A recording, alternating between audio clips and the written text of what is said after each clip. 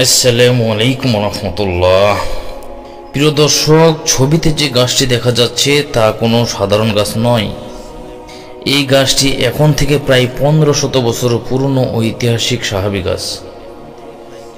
582 খ্রিস্টাব্দে মহানবী হজরত মুহাম্মদ সাল্লাল্লাহু আলাইহি সাল্লামের বয়স যখন 12 বছর, তখন তিনি তার চাচা আবু তালিবের সাথে বাণিজ্য করতে মক্কা থেকে শাম দেশ বর্তমান সিরিয়ার উদ্দেশ্যে যাত্রা করেন। যাত্রাপথে তারা সিরিয়ার অদূরে জর্ডান এসে অবস্থিত হন।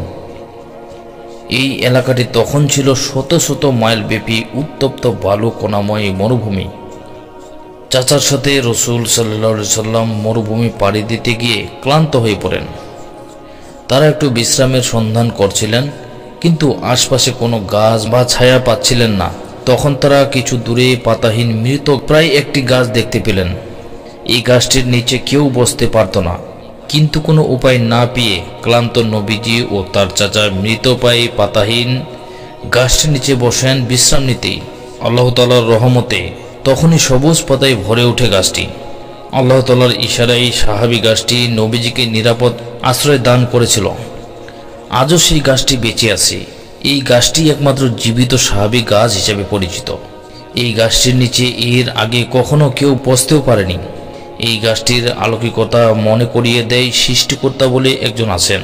তার এই রহমতে বেঁচে আছে গাছটি।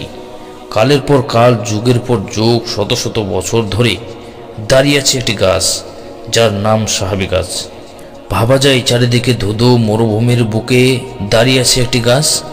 সাহাবী গাছটির আশেপাশে শতবর্গ কিলোমিটার জুড়ে কোনো গাছপালার অস্তিত্ব না থাকলেও এই গাছটি এখনও বেঁচে আছে। পৃথিবীতে এত কোনো পুরনো গাছ এখনও বেঁচে আছে তা বিশ্বাসযোগ্য না হলেও এটি একটি সত্য ঘটনা। অবিশ্বাস্য, এই গাছটি আছে জর্ডানের মরুভূমির প্রত্যন্ত অঞ্চলের সাফাই এলাকায়। জর্ডানের বাদশাহ দ্বিতীয় আবদুল্লাহ এই স্থানটিকে পবিত্র স্থান হিসেবে স্বীকৃতি দিয়েছেন এবং স্থানটিকে বিশেষভাবে সংরক্ষণ করেন। বিশেষ দিনগুলোতে প্রচুর লোক সমাগম ঘটে গাছটি দেখার জন্য। সাহাবী গাছটিকে কেন্দ্র করে এখানে আগতরা গাছের নিচে নামাজ আদায় করে থাকেন।